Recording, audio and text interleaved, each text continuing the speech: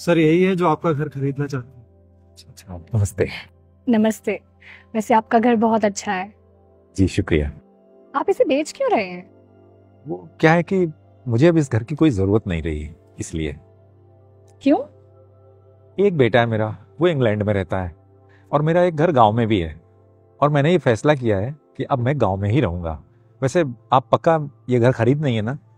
जी हाँ, मेरा तो बहुत सालों से मन था आपका ये घर खरीदने का। जी, बहुत सालों से क्यों? कल मैं अपनी मम्मी के साथ आऊंगी तो आप समझ जाएंगे। आप पेपर्स रेडी रखना। अच्छा अच्छा अच्छा, जी ठीक है, ओके। चलती हूँ। आइए, पानी आनी लेंगे? नहीं, वो पहले कचौड़ी। आइए, मैं आप ही का इंतजार कर रहा था। लेकिन आप अकेले? माँ कहाँ है आपकी? यही हूं मैं भी। अरे लता बहन जी, आप? हाँ मैं। तो ये घर आप खरीद रही हैं? हाँ जी, लीजिए भाई साहब। भाई साहब, मेरे पति ने बहुत प्यार से बनाया था इस मकान को, लेकिन आज मजबूरी में मैं आपको बेचकर जा रही हूँ। लेकिन एक दिन वापस खरीदने जरूर आऊंगी। अच्छी बात है, मुझे इंतजार रहेगा।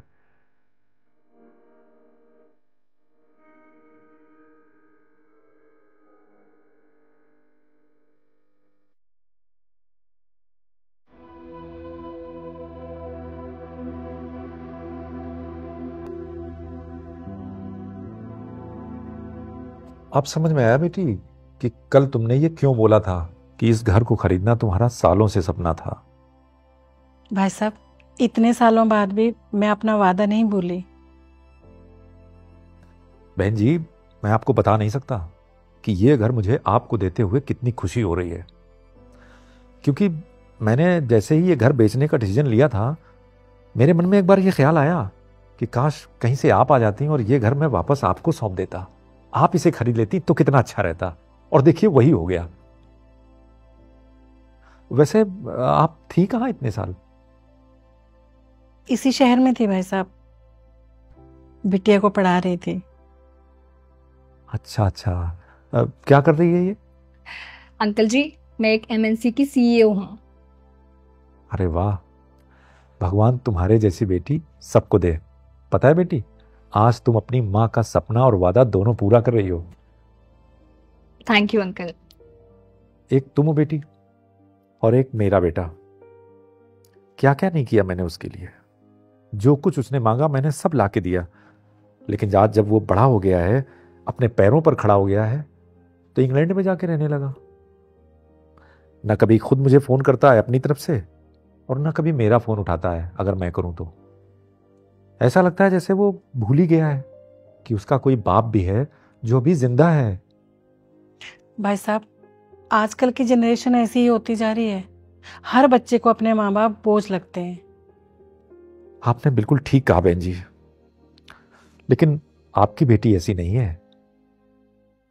हाँ भाई साहब, क्योंकि इसने बचपन से अपनी माँ को इसके लिए दुख झेलते हुए देखा है शायद।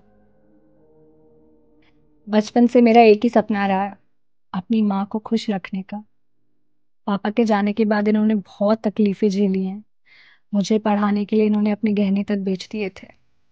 तो अब मेरा फर्ज बनता है दुनिया की सारी खुशियां इनको देने का। और कौन देगा?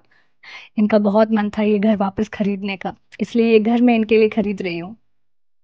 बहुत अच्छा बेटी, काश मेरा बेटा भी आपकी बेटी जैसा होता, कितना अच्छा रहता। भगवान आपके जैसी औलाद सबको दे। हाँ, चलिए पेपर साइन कर लेते हैं। ये लीजिए।